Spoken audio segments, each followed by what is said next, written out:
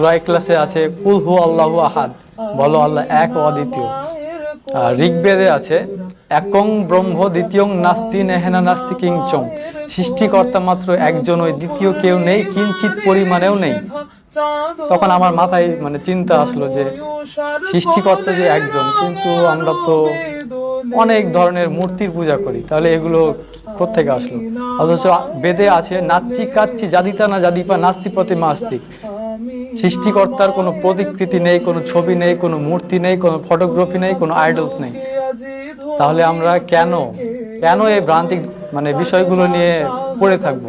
আমার চিন্তা ভাবনা শুরু হলো, আরো জানলাম। হিন্দু ধর্মের কল্কি অবতার নামে একটা বই আছে, ওই কল্কি অবতারে একটা শেষ অবতার যার নাম হবে নরসংসা। নরসংসা অর্থাৎ প্রশংসিত ব্যক্তি। প্রশংসিত ব্যক্তিকে আপনি যদি আরবিতে নিয়ে যান তাহলে হবে মোহাম্মদ। মোহাম্মদ অর্থ হচ্ছে প্রশংসিত ব্যক্তি।